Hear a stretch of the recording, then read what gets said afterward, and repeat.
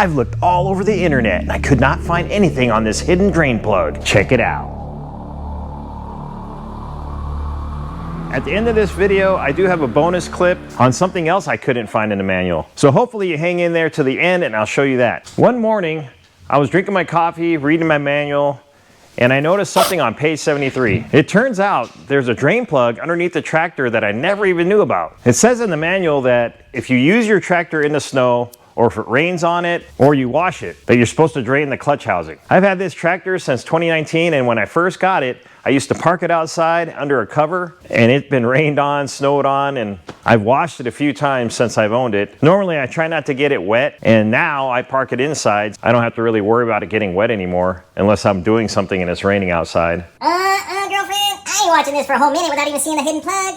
Or take it to the dealer, and they leave it outside in the rain, and then your seatbelt gets all soaking wet because, you know, rain gets in that too. I usually pull out the seatbelt and then zip tie it to my ROPS or something where it's completely extended so that the nylon strap itself would dry out, and then that seems to fix that problem. This is for a B2601 Kubota. Your model tractor might need the same thing, but you have to check your manual to double check that.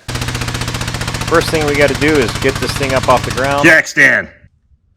There's that bolt on the right there.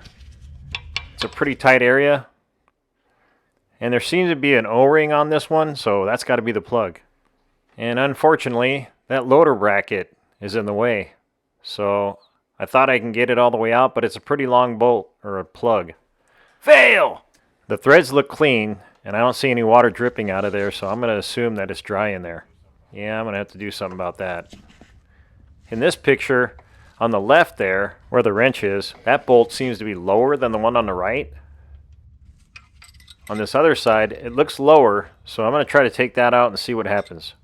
I couldn't tell with the paint on there, but after I turned it a couple times, I noticed it's a lock washer. So there's no O-ring on this one, so this one is not meant to be taken out.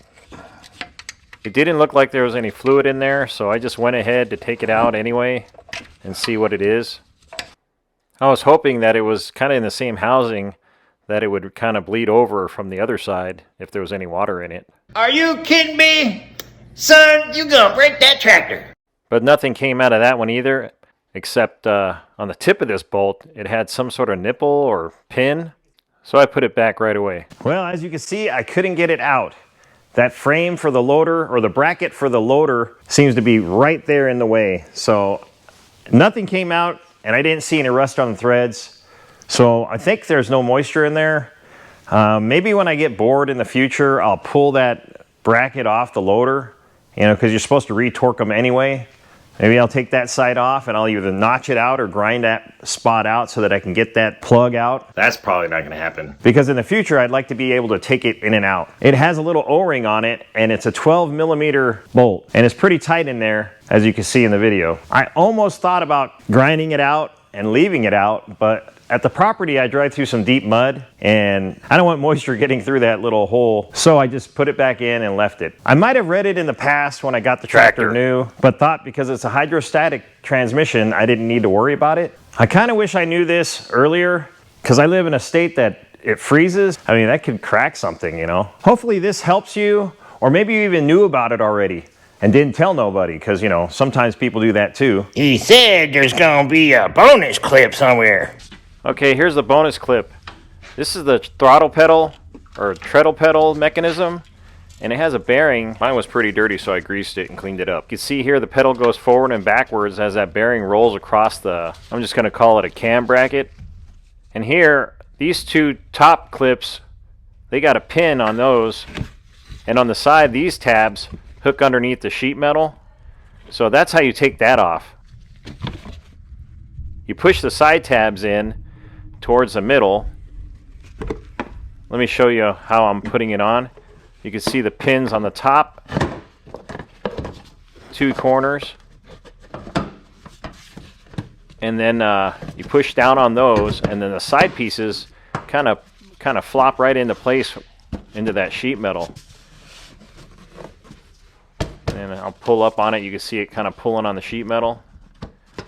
To remove it, you push the side pieces in away from the sheet metal on both sides, and you lift up, and it'll undo it.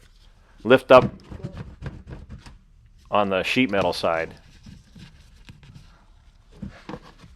See? And that's how it comes off. I'll put it back on again because, you know.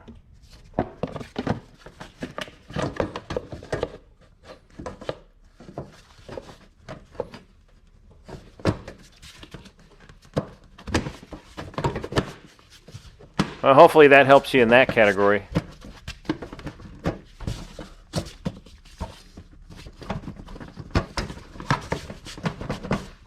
Anyway, thanks for watching. Have a good one and keep it on the sunny side.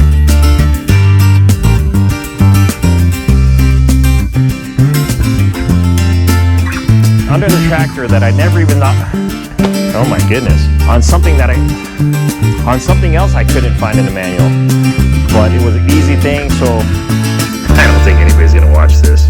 So try to hang in. That's good, huh? Yeah. GoPro, stop recording.